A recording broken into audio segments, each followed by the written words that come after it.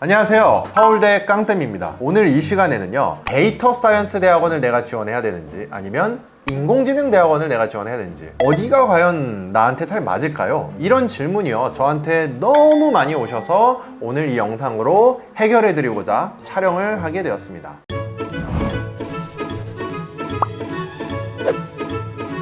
우선 이 개념을 먼저 잡고 가셔야 돼요. 서울대학교 데이터 사이언스 대학원 사이트에서 예전에 공지를 해드렸는데요, 데이터 사이언스가 가장 큰 개념이면 다음이 인공지능, 그리고 머신러닝, 그리고 딥러닝, 이렇게 상관관계가 점점 작아지도록 원이 그려져 있던 부분이 기억이 나는데요, 그래서 이 개념을 좀 살펴보면 데이터 사이언스 대학원과 인공지능 대학원을 엄청나게 구별을 해서 생각하는 것 자체가 조금 무리가 있을 수도 있다고 생각을 합니다. 그리고요, 심지어 우리나라 대학원들 그런 커리큘럼을 좀 살펴보면요, 실질적으로 인공지능 대학원은 이과가 지원하는 대학원이라고 많이 생각을 하고 계시고요, 데이터 사이언스 대학원은 문과도 커리어 전환하기 위해서 너도 나도 지원을 할 수 있다, 이렇게 생각을 하시는 분들이 있는데요, 그런 대학원도 있고 아닌 대학원도 있기 때문에요, 제가 오늘 두 가지 그런 대학원 사례와 이러한 대학원을 어떻게 구별하는지 세 가지 방법에 대해서 말씀을 드리도록 하겠습니다.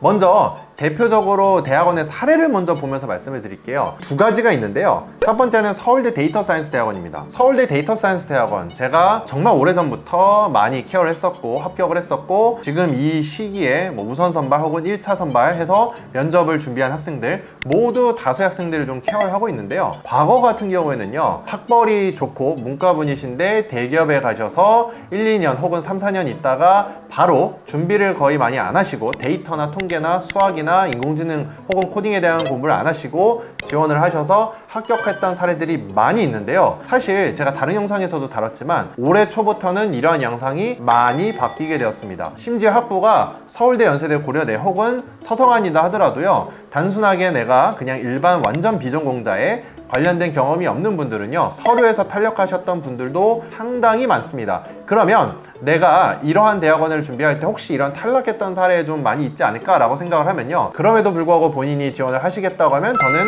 지원을 충분히 해볼 수 있다고 생각이 듭니다만, 우리는 시간이 한정돼 있고 다 기회비용이기 때문에요, 이런 정보들을 판단을 해서 내가 서울대 데이터 사이언스 대학원을 지원하는 데 있어서 정말 최적의 스펙과 환경을 갖고 앞으로 6개월을 달릴 수 있는지를 판단을 하셨으면 좋겠습니다.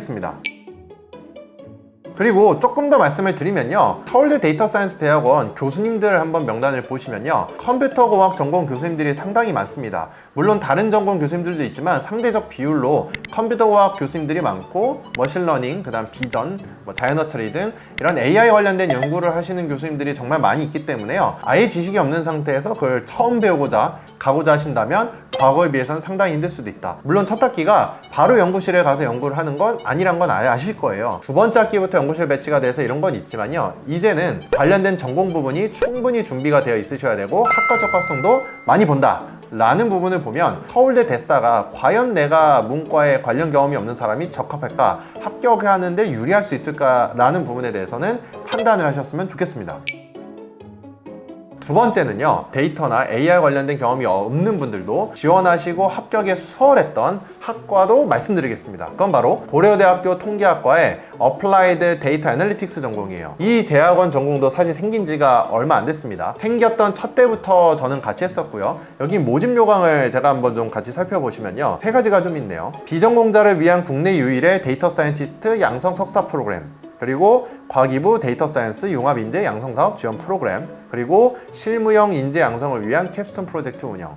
그래서 이렇게 통계학과 안에서도 새로운 전공을 만들었다고 보시면 돼요. 이게 고려대 통계학과는 그럼 대학원이 무조건 다 이걸로 통합된 거네, 이렇게 오해하시면 안 됩니다. 따라서 이 대학원 같은 경우에는 비전공자를 위한 국내 유일인 이렇게 멘트들이 있기 때문에요, 실질적으로 내가 문과에 관련 경험이 없다 하더라도 저는 충분히 지원을 하실 수 있다고 생각이 들고요, 제 학생들도 그렇게 합격을 했었는데요, 이 대학원 같은 경우도 점점 지원자가 많아지고 있어요. 아마 이 영상이 나가면 더 많아질 거예요. 어떻게 보면은 이러한 비전공자를 위한 대학원이다 하더라도 점점 아무래도 지원자가 많아지면 뽑는 학생은 한계가 되어 있기 때문에 커트에 대한 기준, 스펙을 더 많이 볼 수는 있는데 그걸 어떤 식으로 볼지는 저도 저희 학생들 그리고 지원하시는 분들의 결과를 보면서 확인을 할 수가 있고요. 관련된 부분에서도 더 궁금하시다면 저희한테 연락을 주시면 좋을 것 같습니다. 이후 내용은 2편에서 제가 더욱더 상세하게 말씀드리도록 하겠습니다.